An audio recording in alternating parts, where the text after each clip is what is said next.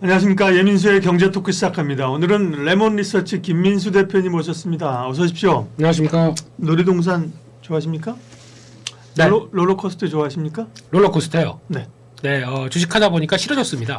네, 이게 그 예. 트럼프 관세 롤러코스터래잖아요, 그죠? 관세 매긴다고 해가지고 주가 네. 떨어지니까 그 다음 날 1개월 유예해줄게.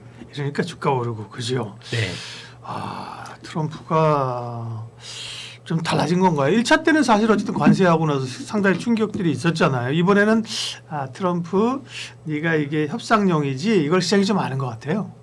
알고 있는데 네. 분위기가 그런 것 같아요. 그러니까 네. 저희 일기 때 이제 하도 당하다 보니까 근데 예. 일기 초기에는 그랬습니다. 예. 일기 초기에 보면은 일단 트럼프는 과연 누구일까라고 뭐 여러 가지 얘기 나오는데 중간에 초기에는 이러지 않았습니다. 초기에는 일단 중국에 대해서 때리기 시작을 한다라고 하면서 거기서 이제 타겟이 네. 중국이 먼저였습니다. 예. 중국이 먼저였고 그렇죠. 거기서부터 나오기 시작하면서 서로 관세 쌓고 막 이렇게 하는 과정 쪽에서 시장이 중국만인 줄 알았더니 우리도 당하네. 그러다 보니까 점진적으로 이렇게 쭉 하락하는 이런 현상들이 나오면서 근데 제 기억으로 지수만 한 23%? 그러니까요. 네, 이렇게 빠졌던 네. 기억이 나오다 보니까 그래서 이번에 트럼프 당선에 대해서 시장이 이제 고민을 했던 거죠. 예, 지금 그때 기억들이 안 좋다 보니까 아군이건 적군이건 간에 다 관세 때리기 시작하면서 거기서 이제 또 하나의 변화가 미국만 챙긴다. 이런 관점들이 그렇게 나오기 시작하는 기초가 거기서 봤다 보니까 이번에도 그렇게 나올 거라고 해서 일단 준비는 하고 있었습니다. 시작에서 그래 이제 자 안전벨트 매고 자 준비는 하자라고 했는데 딱 당선되고 별 얘기가 없었어요. 그러게요. 네, 그래서 이제 4월달에 무역조사부에서 조사가 끝난 다음에 그때부터 본격적으로 이제 관세 움직임이 나오지 않을까라고 생각하면서 약간 좀 이제 각국도 그렇고 이제 준비를 해야지라고 하는데 거기서 이제 덜컥 이제 들어오다 보니까 거기서 정신없이 움직이는 과정으로 보게 되면 그냥 예고된 겁니다. 예고된 게 게임이 지금 시작이 됐다라고 봐야 될 것 같습니다. 아니 원래 캐나다하고 멕시코는 2월 1일 날 한다고 했어요. 2월 1일 날 얘기한 거 아니거든요. 그 취임하고 얘기가 나왔거든요. 네. 그럼에도 불구하고 이제 막상 2월 1일부터 시행한다고 하니까 지난 금요일 오르다가 미국 주가 빠졌잖아요. 그렇죠. 그러니까 이게 2차 전지랑 똑같은 것 같아요. 2차 전지도 이제 보조금 폐지 이런 거 네. 인수위원회에서 지난번에 한다고 하니까 한번 확 급락했잖아요. 네. 그러다가 알고 있어 올랐다가 얘기 나오니까 또 빠지고. 그렇죠. 몇 번 좀 이렇게 이 시장이 이걸 받아들일 충격을 흡수하는 데 시간이 좀 필요한 것 같아요. 네. 그런 것 같습니다. 예. 그리고 또 이제 그렇게 되는 게 이제 처음에는 이게 미국도 이제 다 안다. 그러니까 트럼프 대통령도 다 알고 있다. 네. 그래서 이게 첫 번째로 내세운 게 물가 안정이었고 예. 거기다 두 번째로 아메리칸 퍼스트 그와 함께 이제 여러 가지 우리 전략대로 가겠다라고 하다 보니까 시장에서 많이 그렇게 생각을 했었죠. 관세를 때린다고 하더라도 저 협상용일 거야. 직접적으로 때린다고 위협만 하다가 뒤에서 협상 카드 놓고 관세는 다시 그렇게 강하게 안 나오고 할 줄 알았더니 막상 때린 거죠. 그러다 보니까 시장이 아니 협상한 거죠 또 사실은. 그렇죠. 이제 네. 때리고 그 다음에 협상이 들어오다 보니까 이 절차상의 문제긴 한데 말씀하신 것처럼 네. 사실은 지금 트럼프는 물론 뭐 피하 구별이 없지만 네. 1차적으로는 이제 미중 간의 전쟁이란 말이에요. 그죠? 그렇습니다. 중국을 일단 자기들이 원하는 타겟이고 그다음에 대미 흑자가 이제 자기네 나라가 적자 많은 나라들인 거잖아요. 그죠? 네. 그런 나라들인 거지. 사실 멕시코, 캐나다가 1차 대상은 아니죠. 저는 그래서 이게 결국은 국경 문제, 그다음에 네. 이민자 불법 이민자 쫓아내고 펜타닐 문제 때문에 사실은 두 나라는 하는 거잖아요. 그러니까 사실 본 게임이 시작 아니라고 봐야 되는 거죠, 그죠? 그렇죠. 그러니까 네. 아마 어떻게 보면은 그러니까 미국을 딱 중심으로 봤을 때 네. 위 아래 랄거 아닙니까? 위 아래. 와우 그 노래도 위, 아신 아래. 예. 그 노래 한참 전 노래긴 하지만 네 그래도 그거 아시는 게 어디입니까 네. 우리 박사님. 근데 네. 그런 상황 쪽에서 그러니까 이제 타겟이 중국이다라고 하게 되면 과거에 1기 때 못 때렸던 어떤 네. 내가 해결하지 못했던 상황들로 보면은 그러니까. 중국이 이제 캐나다나 멕시코를 통해서 우회해서 들어오는 상품들이 많다라고 하다 보니까 너희들이 그러니까 아마 제가 보기에는 뭐 펜타닐이나 아니면 또 마약 문제나 그리고 또 이제 또 이민자 문제는 플러스 알파고 핵심은 그거 같아요. 중국이 우회돼서 들어오는 네. 어떤 수입 경로를 이거를 차단하겠다라는 쪽에서 불러다가 그건 너희들 어떻게 할 수 있니? 라는 쪽과 함께 거기서 이제 불법 이민자 이게 플러스 알파가 되는 과정이라고 봐야 될 것 같기 때문에 일단 이번에도 타겟은 중국이라고 봐야 되겠죠. 그렇죠. 네. 그렇게 보면 멕시코, 캐나다에 대해서 뭐 할 것처럼 물음장을 놨다가 네.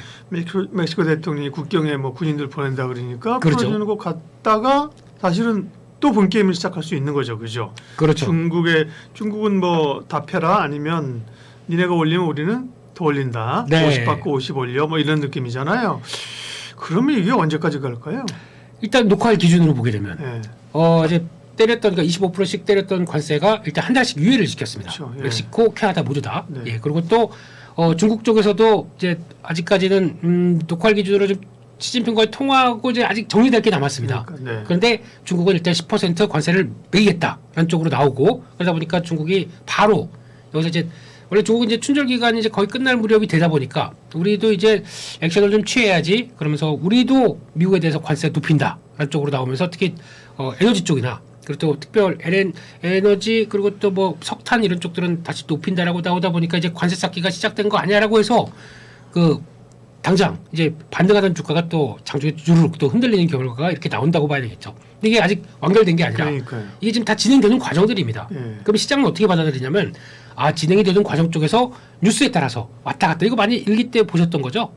트럼프 대통령 말 한마디 섹터가 막 급등하고 거기서 또 하나가 뭐 출렁이고 시장이 나오는 과정들 이것도 재탕이 됐구나라고 하는 변동성의 시대 그러니까. 다시 들어왔다고 봐야 될 것 같습니다. 그러면 우리가 그런 뭐 새로운 정권이 들어왔을 때 네. 100일 동안 힘줘서 열심히 일한다. 보통 이렇게 얘기하잖아요. 그죠? 네. 3개월이란 말입니다. 그죠? 그렇습니다. 아니면 조금 더 길게 보면 6개월. 네. 그렇다 보면 뭐 상반기는 이런 흐름들로 갈 수 있다. 뭐 좋아라고 해서 마냥 좋은 게 아니고 그때 좀 팔아주고 이렇게 쇼기 나오면 좀 사고 뭐 이래야 되나요? 이럴 때는 네. 다른 거 없습니다. 그러니까 저희가 이제 K 증시도 작년에 그렇게 많이 고생했지만 네. 이제 뉴스에 따라서 왔다 갔다 할 수 있는 이제 변동성 장세다. 그 변동성 장세라고 하게 되면 폭이 큰 거죠. 폭이 클 때를 보게 되면은 일단 폭이 큰데 작년 같은 경우가 한국은 이제 많이 쭉 빠지다 보니까 지금 뭐 2,400선 중반이다. 그러면은 PBR 기준으로 0.85배 정도쯤 됩니다. 네, 그러면 이제 보통 이걸 많이 쓰는 숫자로 보게 되면 0.85, 0.8배 초반 이 정도까지 들어오게 되면 뭐 특별한 어떤 시장에서 급격한 이슈가 나오지 않는 이상은 이게 거의 바닥을 찍었다라고 말씀드릴 수 있는 배수가 그러니까 그런 어떤 저평가 쪽에 진입했다라고 보게 되면은 그런데 변동성은 커져요. 그러면은 빠질 때 누가 뭐래든 간에 뭐 좀 용기를 내서 스르륵 들어갔다가 예. 그 다음날 이슈가 완화된다 그러면 또 반등할 거 아닙니까? 그러면 거기 들어갔던 것들 좀 정리를 하고 이렇게 하는 변동성을 어차피 지금 트럼프 2기 시대의 초기에는 저희가 다 나올 수밖에 없는 변동성의 노출 아닙니까? 네.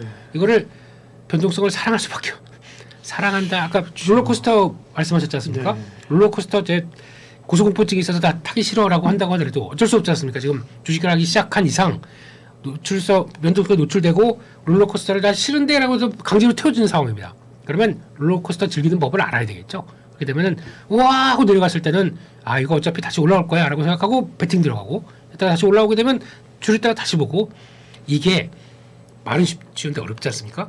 근데 K 증시에 살아남는 조건 중에 하나가 이거였습니다. 그렇기 때문에 아마 밀게 되면은 눈 딱 감고 한번 해봤다가 또 이제 회복된다 그러면은 이제 쥐락펴락하는 과정들이 좀 필요하지 않나. 예, 어렵지만 적응해야 될 것 같습니다. 네. 네. 그러면 뭘 삽니까? 예를 들면 우리가 이제 연초에 좀 우리가 뭐 1월에 그런 얘기 했잖아요. 전 네. 세계 시장에서 올해는 우리가 수익률이 가장 좋은 시장이야. 뭐 이런 얘기 했던 적이 좀 있었잖아요.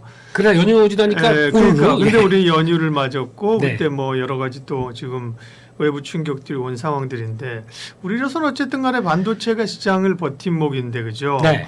반도체 이제 AI의 딥스틱 때문에 그죠? 네. 고민들이 좀 있고. 예. 그럼 말씀하신 그런 어떤 트레이딩 전략을 한다고 하면 뭘 사야 됩니까? 일단은 지금 가장 최선으로 바라보는 게 관세 때문에 왔다 갔다 하고 지겹다라고 하게 되면 관세 무풍지대라고 할 수 있는 네. 쪽들. 그게 이제 조금씩 좀 부각을 받을 수가 있겠죠. 네. 그렇게 되면은 그때 많이 나왔던 것 중에 하나가 엔터주 같은 경우 엔터 소프트웨어 무형자산 쪽들의 변화 이런 것들은 그나마 관세 아무리 그렇다고 하더라도 여전히 실적에 대한 우상이 나오게 되면 괜찮지 않을까라고 바라보게 되면 그게 이제 첫 번째 타깃이 될 것 같고 게다가 트럼프 입장이나 이번 행정부 쪽에서 그래도 우리는 한국이 필요해라고 손을 내미는 쪽들 이런 것 같은 경우는 일단 방산 그리고 또 이제 조선 이런 쪽들은 그래도 그러니까 많이 올라서 이제 주춤한다가도 이제 얘기가 나왔다고 해서 이제 기간 조정식으로 들어간다고 하게 되면 언제든지 또 바로 올라올 수 있는 거 아닙니까? 그렇기 때문에 그것도 한번 올라올 수가 있을 것 같고 또 하나 세 번째로 보게 되면 그런 섹터들 있죠. 이제 미국이 좋아라 해서 미국이 수입이 많긴 하지만 만약에 우리가 그럼 잘하는 쪽이겠죠. 근데 만약에 미국이 이걸 관세를 올려버린다. 그러면 물가가 수입 물가가 쭉 올라가는 거를 감안을 하게 되게 되면 저거는 너무 또 관세를 때리면 안 되겠네라고 해서 만약에 똑같은 보편 관세가 들어온다고 하더라도 이 품목은 뭐 10%가 아니라 5%나 3% 이런 식으로 조정이 되는 가능성이 높은 쪽들. 그게 뭐가 있냐면 소비재 쪽들의 단의 변화나 아니면 또 그들이 좀 쇼티지가 나오고 있는 쪽 중에 하나가 전력기기겠죠. 이런 쪽들 같은 경우는 오히려 좀 약간 좀 그걸 감안하고 많이 밀렸다 그러면 그걸 먼저 공략해서 좀 대응하는 게 더 맞지 않겠느냐. 이것도 하나의 전략 중에 하나로 보시는 게 좋을 것 같습니다. 원전은 어떻게 돼요? 포함돼야 안 돼요? 원전은 아마 이제 장기적인 흐름이기 때문에 네. 그걸 가지고 당장 그러니까 원전 관련된 어떤 밸류체인 쪽에서 들어가는 주기기나 뭐 납품기기 같은 경우는 영향을 받긴 하겠죠. 보편 관세가 네. 들어오게 네. 되면. 근데 그럼에도 불구하고 내가 우리 육성시키는 지금 주도권을 찾기 위한 원자력에 대한 변화를 가져가겠다라고 하게 되면 이거는 오히려 약간 그게 아니라 좀 풀어주는 쪽으로 나올 수 있지 않을까? 그러니까 육성하는 쪽으로 들어가지 네. 않을까? 그렇게 되면 생각보다 그렇게 좀 큰 압박은 나오지 않을까라고 생각할 수 있겠죠. 근데 원전은 사실 또 K 원전이 글로벌이긴 합니다만 사실 뭐 미국의 원전을 많이 수출하는 건 아니잖아요. 그렇죠. 우리가 주로 이제 뭐 지금 과거에 보면 이 중동이나 네. 지금 이제 동유럽 이런 쪽이니까 그죠? 네. 그렇죠, 그죠? 네. 근데 미국은 이제 원전을 기존의 원전이 아니라 SMR 쪽으로 새로운 방식으로 해서 네. 그쪽에 맞춰가서 예전에 주도권을 찾아오겠다라는 네. 입장이다 보니까 거기에 포커싱을 맞춘 전략들이 아직은 없다고 하더라도 다시 나올 것 같습니다. 그러니까 이제 미국에 있는 예를 들면 원전 전력기기, 네. 뭐 SMR 쪽은 투자로서 이제 잘하시는 분들 되는데 네.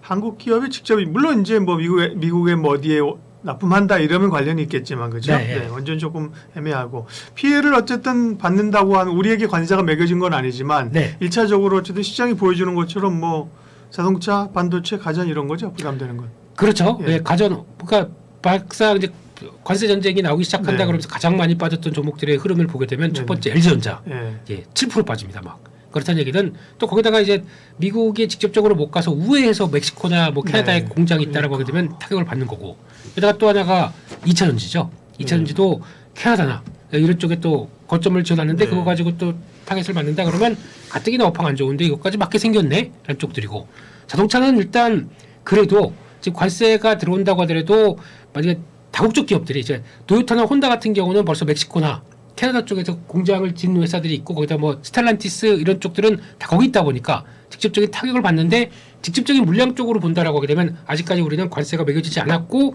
미국 쪽에 공장이 있는 뭐 현대차 같은 경우는 조지아 공장에 대한 위력이 또 네. 발휘가 될 수 있겠죠. 그러면 약간 좀 벗어날 수 있지 않나 싶은데 아직은 다음 차례에는 한국일 수 있어라고 하게 되면 불안감은 아직 가셔야 되지 벗어나지 못하는 모습들이겠죠. 그렇기 때문에 이런 쪽들 그러니까 이걸 말씀드리게 되면 다 수출 쪽들. 그렇죠. 이건 철강 이런 거 그죠 대표적으로 철강도 과거에도 그런 거 문제 맞겠죠. 있었던 거죠. 그죠? 네. 그러니까 가장 큰 모습은 네. 그러면 이제 다음 카드는 다음 청구서 내밀 테니까 좀 기다려 하는 국가들. 유럽 있을 거고 거기다 이제 아시아 쪽 있을 거고 거기다 또 반도체 같은 경우도 아까 잠깐 말씀하셨지만 반도체 지난번에 바이든 행정부 때 나왔던 칩스법 네. 이쪽에서 이거 아직도 우리 계속 체크할 텐데 이거 지급 안 할 수도 있어라고 하게 되면 또 불확실성이 커지는 거지 않습니까? 근데 그런 쪽에서 아직은 진행이 중이고 거기다가 한국은 이제 4월 달에 청구서 낼 테니까 기다리라고 하는 모습들이 나오게 되면은 저희는 계속 떨고 있는 모습들이겠죠. 네. 그렇기 때문에 아직 확정이 안 됐다라는 관점으로 보게 되면 여전히 불확실성과 관련된 변수는 남아있다는 쪽으로 접근하되 그러면은 거기서 뉴스에 따라서 줄렁줄렁 이렇게 될 수밖에 없겠죠.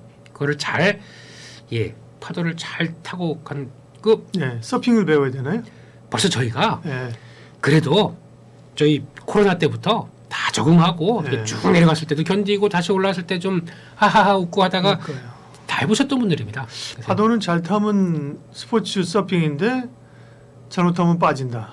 생명이 위험하다.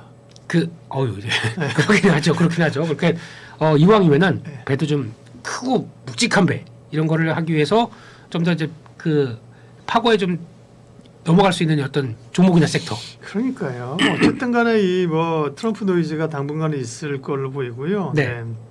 섹터별로 어쨌든 대응할 수밖에 없는 지금 이제 시장 전체보다는 그죠. 그렇습니다. 섹터별로. 네. 뭘 사느냐가 중요하겠죠. 네. 바이오가 또 조금 오늘 뭐 움직였거든요. 바이오는 어떻습니까?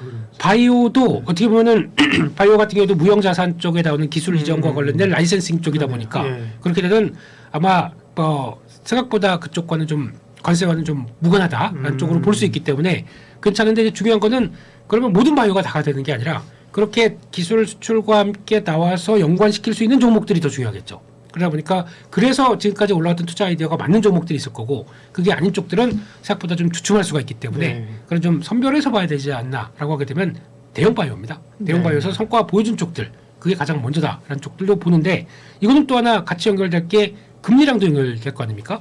그러면 지금 미국 시장에서 트럼프 대통령이 그렇게 갈 거야라고 생각해서 매크로 지표가 쫙 올라왔던 부분들을 이제 지금 다시 이제 주춤주춤하면서 좀 내려간다. 그러니까 관세 전쟁을 통해서 나오는 부분들은 결국은 미국의 경제를 좀 취약하게 만들 것이고 그런 관점이 높다라고 하게 되면 금리는 떨어질 가능성이 높겠죠. 그렇게 되면 그에 기반돼서 나올 수 있는 바이오도 어느 정도 움직일 수 있는 기반이 될 수 있기 때문에 그것도 같이 체크하는 것도 중요할 것 같습니다. 어쨌든 당분간 변동성이 있을 수밖에 없는 장세이고 변동성을 이용한 장세를 대응을 하라고 하셨습니다. 어떻게 하느냐? 잘해라. 라고 얘기하셨습니다. 잘해야 되는데 그러면 사실은 이제 밴드를 좀 설정을 해야 되잖아요, 그죠? 네. 물론 이제 올해 한 3천 가는 거죠, 최고. 간다고 보고 뭐 안 가든 어쨌든 지금 미니멈. 미니멈. 지금으로서는 이런 변동성을 일단 극복하고 가야 되니까 그렇게 보면 아까 이제 지금 PBR 뭐 0.9배, 8배 수준이면 락바텀은 지난번에 뭐 2,400 밀리면 300. 2,400 정도가 400. 네. 그래도 작년 하단부를 보게 되면 그 정도에서 그래도 작년 말에 여러 가지 다 나왔지 않습니까? 저희가 알 수 있는 저희가 악재란 거 악재는 다 나와서 보여줬던 자리가 그 정도이기 때문에 거기서는 좀 하방 경쟁력이 나오지 않을까라고 보고 있고. 1억 그럼 한 2,700. 2,000 상단은 열어놓으시죠. 열어놓고 그 정도 들어갔을 때 들어갔다가 올라오게 되면 좀 줄였다가 이게 또 그런 것도 있습니다. 아니 상단에 올라가면 좀 줄여야 되니까 또. 줄이는 건 맞는데 근데 그런 변화가 있죠. 그러니까 이게 매매를 하다 보게 되면은 이거 하다 보면 또 올라갔다가 못 팔았으니까 이게 쭉 빠지게 되면은 그때 팔 걸. 그래 보게 되면 물량을 다 정리했다가 그러니까 현금을 100% 만들었다가 꽉 채웠다가 이렇게 매매하시는 분들 많더라고요. 근데 그거보다는 항상 올라간다고 하더라도 좀 줄였다가 다시. 그래도 보초명 정도 남겨놓는 게 그래야 내가 주식이 있을 때랑 없을 때랑 큰 차이가 있거든요. 이 설렁탕 전략이네. 그렇죠. 설렁탕 집에서 이제 전날 먹은 원액 한 바가지 남겨두고 그 다음날 그걸로 또 끓여가지고 우리는 이제 100년 동안 지금 설렁탕에 가업을 이루고 있잖아요. 족발집이죠. 원물을 남겨놓고 그런 전략적으로 보시되 근데 이게 하다 보게 되면은 그거 뭐 구질구질하게 난 all or nothing 이렇게 매매를 하시는 것도 있는데 의외로 그렇게 이제 그러면 이제 보초 방식만 종목 몇 개가 쭉 있다 그러면은 올라갔을 때는 조금 줄여두는데 다시 밑으로 내려와서 그러면 현금이 많다 보니까 대각이 또 좋고 그래서 하시다 보면 이게 훨씬 더 좋은 전략인 거를 느끼시지 않을까 그렇게 생각하고 있습니다. 변동성 장세 대응 전략, 설렁탕 전략, 족발 전략. 김민수 대표님께서 시작하네요. 발음도 안 되네. 마무리를 해주셨습니다. 고맙습니다. 네, 감사합니다.